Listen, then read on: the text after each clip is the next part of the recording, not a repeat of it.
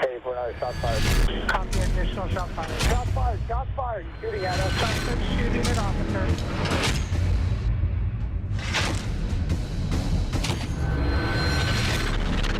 Suspect down. He's at the base of the stairs, white t-shirt, white male. Coming to you from Northern California. Negative K, nothing further, just This is the Shots Fired Podcast Back on that town property case, Smoky 76. with your hosts, Sergeant Kyle Schoberg, retired police officer Mark Redlich, and Deputy Billy. We are America's leading law enforcement resource for training and tactics from experts in the industry. Here are your hosts.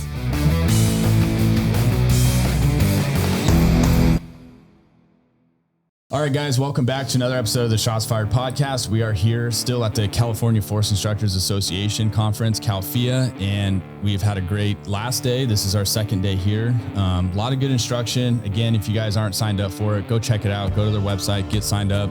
For a small annual fee, you guys get great training, and you can't ask for anything better than that.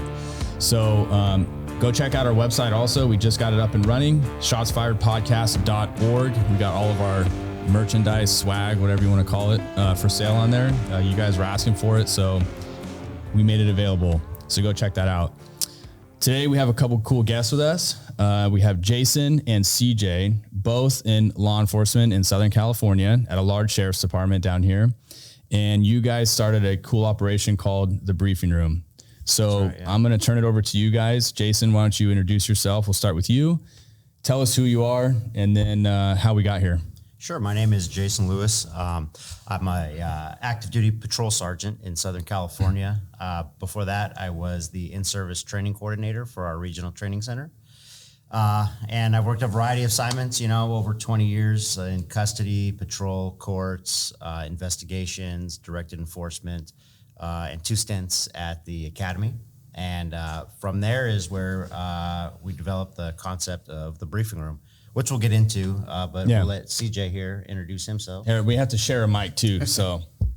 Yeah, I'm CJ Lombardi. I also work alongside Jason with the same agency. I'm a deputy. Worked patrol, worked custody, worked courts. Now I work at our training center as the lead in service training instructor, which is where Jason kind of hooked me into doing the briefing room also. Cool. Nice. So you not only work together at work, you work together outside of work at the briefing room. That's right. Yeah. Damn, that's a lot of time. Yeah. So he's your boss times 2, dude. Yeah. Used to be, but see, now I'm on patrol and he's still at the academy. So now he thinks I'm not his boss, but we all know. You're his boss. Yeah, you're his boss. I just tell him what to do. That's funny. It works. Well, Jason, you want to tell us what the briefing room is? Yeah. So the briefing room. Listen, if we're as law enforcement, if we're going to get through the future and if we're going to thrive into the future, we have to come up with innovative ways to train our people, right? Because training requirements have not changed much in the last at least I've been in law enforcement over 20 years. They added 4 extra hours of training during that time.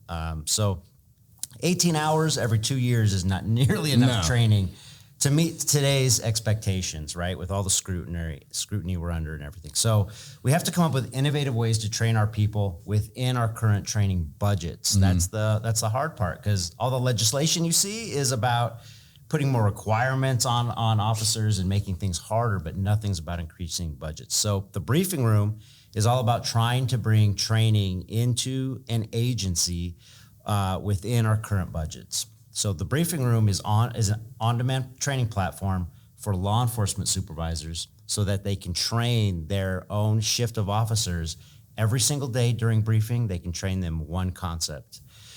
Now, typically a sergeant might be expected to provide training to their shift of officers, but that's really hard to do in reality, right? Because you have to research a topic, you have to put the training together. If you know how to teach, you have to put it together into a training modality that they can retain it. You have to be able to ask them questions, right? And then you have to do that the next day and the next day. That's a lot. Hard. It's hard. That's why it doesn't actually happen most of the time. You might have a couple motivated supervisors that do that, but for the most part, it doesn't happen. And that's a wasted opportunity. So the briefing room makes it so 1 to 2 minutes before briefing, a sergeant can log in, find a topic that's built for them to be able to train their officers. They find that topic. They have a 90-second video that teaches one simple concept. They have a key points worksheet that gives them questions that they can ask of their shift to generate discussion afterward. And then they're given all the resources that were used in order to build that training. So if it's a case law that just came out, we give them the case law. If it's a study, we give them the study. Wow.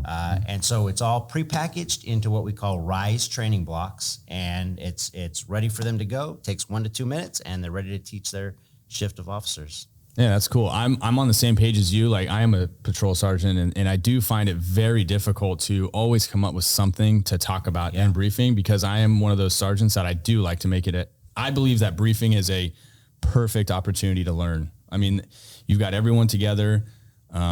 It's just, you get, half hour. Some agencies use an hour for briefing. Right, yeah. To teach. I mean, that's hard to get in law enforcement. So It is. I like the idea. I think that's actually really cool. Not only is it hard, but if you look at it from a chief's perspective, right? So from an administrative perspective, you want your supervisors to provide training to your officers, but do you really know that all of your supervisors are teaching the same thing to all the officers? Yeah, good point. Especially with all the overtime we're working, you have officers working on different shifts, and are they all receiving the same training? Yeah. And what quality of training is the supervisor providing, and are they teaching the correct thing? Like when they're reading it, if they're reading a case law, are they interpreting it correctly? Right. Yeah, that's a big You point. don't know that. So the briefing room puts it all together. It's all from active duty peace officers who are instructors in their particular topic, and they're reviewed by an attorney before they're all approved. So all of our RISE training blocks go through a lot of approval before we actually publish them. Very nice. Dan, that's a good program. I remember almost every briefing that I sat through, there was no value to it. They just give you your assignment that you already knew what it was. Right. You hang out with your buddies before you leave for patrol. I wish I would have had this. That's Yeah, right. I think that's an absolute waste of an hour together. It is. 100%. And I've checked out your website, and I've seen some of the videos that you guys have put on there. So just so everyone knows, you go to your website. That's right. Okay. And let's say I'm a sergeant in roll call and I want to pull this stuff up. You can pull up videos, because you guys have videos too, correct? Yes. You record scenarios. Yes, it's all videos. Okay, so it's all video, and then the sergeant can do a whiteboard exercise, right, with the information that you guys provide, and it's just all given to you right there. Yeah. There really is little thinking to it, other than having to do discussion about it. That's right. And even the discussion, we give them questions that they can ask with the answers, designed so that their officers are the ones answering the questions and providing the discussion, because we all learn. I learn every time I do a briefing with my shift. I learn from those guys, just like they learn from me, because they bring things up that I never thought about. So we have to have that discussion, but it gives the supervisor confidence to be able to start that training and know that they have all the resources. Especially on my shift, I have a few people that, they'll listen to the training and they'll engage, but they don't really take it further than that. I have a couple people that they want to know every detail about everything that I'm saying. So having those additional resources where the supervisor can say, listen, just here, read the case. Yeah. I mean, it's right there for you. That's huge. Yeah, no, that is big. And even if you have a brand new supervisor that just gets promoted, they are learning a new position and managing a team, and then expected to put out training. Yeah. It's almost brainless. Just go on this website, log in, and get it going. So you're bringing up a really good point. A lot of agencies get you promote to sergeant. You spent 10 years in detectives, and then you're given almost no training, and now you're in charge of a patrol shift. Yeah. And everything's changed. You have no idea. Yeah. You're saying, don't we do it like this? And your shift is looking at you like you're a moron. Yeah, like you're dumb. Oh, yeah. You're like, 10 years ago we did. They might have 2 years on patrol, but they think you're an idiot because you don't know how to work patrol anymore. So now doing training for those people is really difficult to do. Here, it's all prepackaged for you. You know it's been reviewed, and just simple. We're just trying to make it easy. It's law enforcement briefing training made easy. That's our slogan. I think it's really cool. And we were talking offline yesterday about it. And, like 10 years ago when there was no body cam footage and there was none of that, right? Like it's a shame you guys weren't here 10 years ago, right? I mean, think of how big that could be. Yeah. You know, like, so on that topic, like, I was curious, like, what made you decide, like, I'm going to do this? Was there like a specific... Yeah, well, see, while I was the in-service training supervisor at our agency, I started a concept called Quick Training Clips. And the reason is because I sit on our use of force review board, and I have for many, many years. And when you do use of force reviews, you see things where you're going, man, if we could just get this information out to our officers, instead of waiting for them to come through in-service training and updating them, if we could just get it out to them like that, we would solve this whole problem, right? Fighting with people, you fall to the ground and you're fighting with someone on the ground and you're not putting body weight on top of the suspect so they're able to easily fight you, right? If we could just say, hey, remember to put your body weight on top of the subject when you're fighting on the ground, we could solve that problem easily on our shift. So it's little things like that. So the quick training clip concept allowed me to get information out to everybody, our entire agency, very quickly.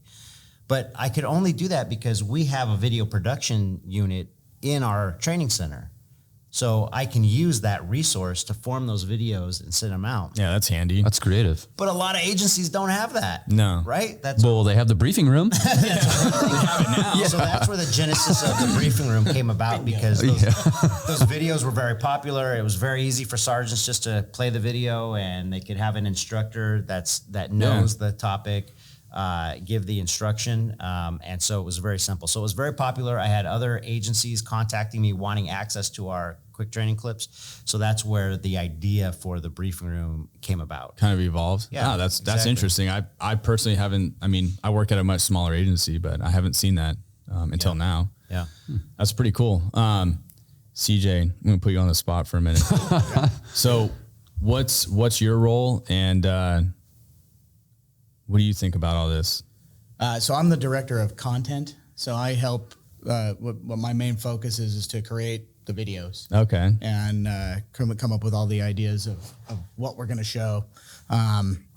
When I was kind of there when we started doing the quick training clips. I mean, it came right after Jason came up with the idea, but I've done tons of them for our agency. And so I thought that was a great idea because it's quick. It doesn't, it's not like a boring training video where you're sitting there just watching this video and then all of a sudden you mentally fall asleep because like the old post videos that are filmed in like the 80s on VHS tapes, and you're like, oh my God. It's not just post, right? Law enforcement is notorious. Yeah, a lot of places are. So CJ, you're behind the scenes and you actually create the content? That, and I'm also presenter for most of the time. So you're on the video too? Okay, so CJ's withholding some information from you. I was trying to draw it out of him. I can tell hey, look, this is his first podcast, so we're like the information that he's withholding from you is that he's a trained thespian. Oh, really? He went to school for theater and... Oh, you told me that yesterday, Yeah, theater and... What was the theater and... Oh, funny, CJ. Behind the scenes theater. Really? Dance. No. Theater and dance. Okay, that was a minor requirement. I thought you were light toad coming in here. You're like, oh, hey. It assisted in my martial arts career. Yeah. Fighter. So you're like stage right. Okay, I got it. Well, how do I enter the stage? Listen, before we end this, I want to move this table and I want to see you bust. Yes. I got a bad hip thing. And Okay, but seriously, so I thought of something. So you guys obviously come from a sheriff's department and you have correctional background. Yeah. Do you guys offer anything for correction officers? Because we do get correctional officers that listen to this. We do. So we look at it from that perspective, right? Because we have to go back to custody every time we promote or when we first come in. So yes, we do have a section for jail operations. So cool. Especially when new case laws come out, which you get, I don't know about, well, I do know about other agencies, but I'll just say from our own agency, you get almost no training in new case laws that come out regarding jail operations, but they happen all the time because inmates sue all the time. Yeah, that's like a whole nother beast. That's right. The custody stuff. That's right. That we are not I have no idea. privy to because we've never done it. But I know that it's like a complete other beast to tackle. It is. So when you're in custody, you're not getting any of this training, but this case law is coming out. And guess what the case law says? The case law says you're responsible for this information. We're telling you, you have to do this. and you as the person in the jails are getting no training in it. So we do have a section that talks about especially new case laws that come out regarding jail operations, like an inmate's right to a cell check, right, to a proper cell check. So that seems crazy to me. Okay, so I feel like if you're in jail, I should just be able to open your cell whenever I want and check it whenever we want. So the reality is, is when you're expected to generally do cell checks about every hour, right, in custody, and you're checking the entire jail and you're walking through Looking for people? looking to make sure they're breathing, making sure. Oh, okay. So you're not searching for like Contraband.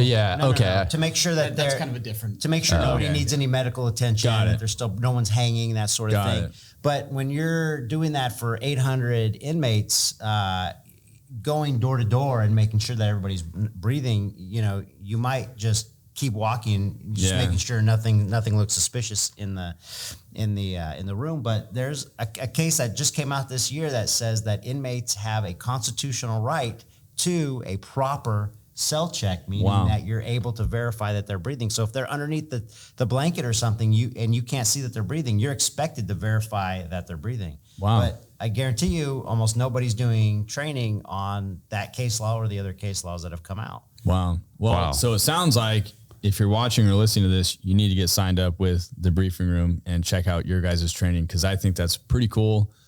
Very easy. Like I said, I've been on your website. It's easy to operate and navigate through. So I think it's awesome what you guys are doing, and we appreciate it. Just like us, we're trying to, pump information out to the law enforcement community with whatever experiences that we offer, and bring people on our show to pump out, information to help train.